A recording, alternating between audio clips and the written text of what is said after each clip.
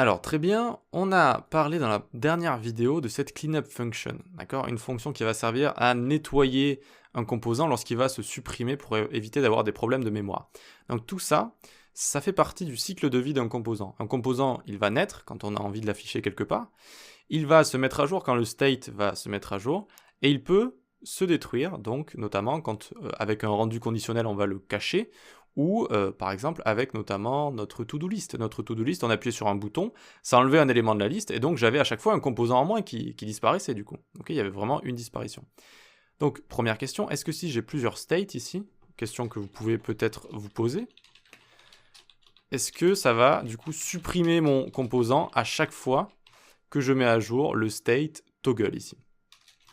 Donc ici je viens faire un const toggle func, ça va être notre fonction, et elle va faire set toggle inverse de toggle. Parfait. Et donc on n'a plus qu'à avoir un petit bouton ici, onClick est égal toggle func. Et ici on peut marquer toggle. Et pour vous prouver que ça change bien, ici je vais marquer toggle et true, point d'interrogation. Si oui, j'envoie true, sinon j'envoie false.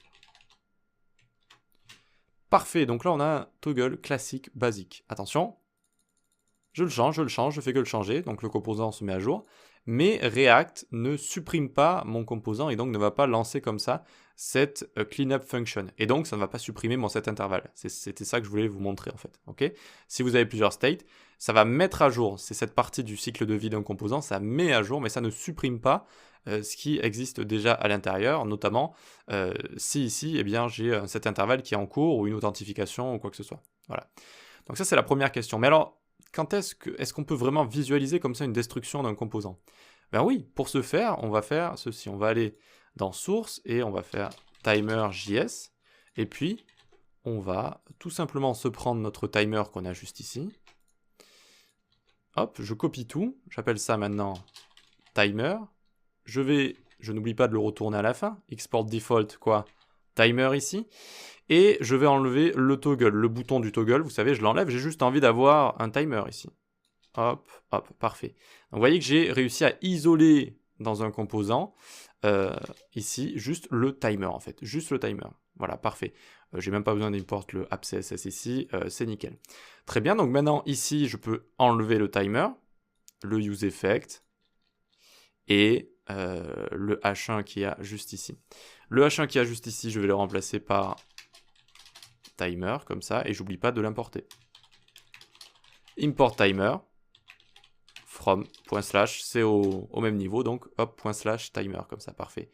Très bien, donc vous voyez que j'ai mon timer qui est ici, mais cette fois, il vient de ce composant, d'accord? Je l'ai bien isolé ici. Donc vous voyez où je veux en venir, quand on va cliquer sur le bouton, j'ai envie de cacher et d'afficher ce timer. Voilà. Alors, est-ce que j'ai mis une fonction dans le return ici? Pas encore. Donc, vous voyez, dans la cleanup function, ici, quand elle va s'exécuter, on va loguer, ou on peut même alerte, tiens. On va alerte, comme ça on le verra bien. Composant détruit. Composant détruit, comme ça, très bien. Hop. Donc, super, j'enregistre, j'ai cru qu'il me l'avait montré, mais ça c'est quand on est en train de coder avec le live server, etc. Ça fait parfois quelques petits bugs comme ça, c'est vrai que c'est voilà, c'est un petit peu embêtant, mais c'est comme ça. Donc n'oubliez pas de sauvegarder souvent et d'actualiser si vous avez des petits bugs comme ça. Ok, très bien, donc on a notre onClick ici, etc. Très bien, donc on n'a plus qu'à faire ici toggle et true, point d'interrogation. S'il est true, j'envoie timer. Et du coup, s'il est false, j'envoie rien, donc qu'est-ce que je peux faire ici? Qu'est-ce que je peux faire? Eh bien, je peux faire le short circuit operator, encore une fois. Si toggle est true, j'envoie timer, sinon j'envoie rien du tout. Ok? Donc, je supprime ça ici. Tac, et j'arrive juste là. Donc, j'actualise, et je vois que je suis sur false ici. Je suis sur false, donc c'est normal que je ne voie pas comme ça mon timer. Je ne le vois pas. Je ne vois pas mon timer. Très bien. Je le fais démarrer à true maintenant pour voir. Tac, hop, j'arrive ici. Je vois mon timer. Très bien. Donc, normalement, si je clique sur mon bouton là, ça va toggle mon state. Donc, je ne vais plus afficher de timer. Donc, ça va le supprimer, ça va le détruire. Donc, ça devrait lancer cette fonction de nettoyage, cette cleanup function, et on devrait avoir une alerte composant détruit. C'est bon? Ok, hop, et j'ai bien composant détruit. Voilà.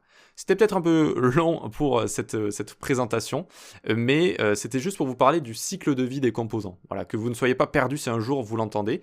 Juste pour vous dire qu'avant, dans les versions précédentes de React, c'était un peu plus compliqué. On utilisait toutes sortes de méthodes et ça pouvait amener à pas mal de bugs. Alors qu'ici, avec UseEffect, au final, c'est plus facile. Je sais que là, vu comme ça a l'air un petit peu compliqué. UseEffect, c'est la première fois que vous le voyez, mais dites-vous que c'est plus facile qu'avant et qu'on s'y fait assez vite finalement. Voilà, donc vous voyez, on a du coup un composant qui apparaît, il va s'afficher, le composant va se mettre à jour, ça aussi ça fait partie du cycle de vie d'un composant, et il peut être détruit si je le cache, par exemple avec un rendu conditionnel, ou avec la to-do list, je supprime un élément d'une liste, la liste se met à jour, il y a un réaffichage, sans ce composant il a été détruit. Donc là je clique, hop, et c'est détruit comme ça. Voilà. Voilà pour ça, très bien, on peut passer à la suite.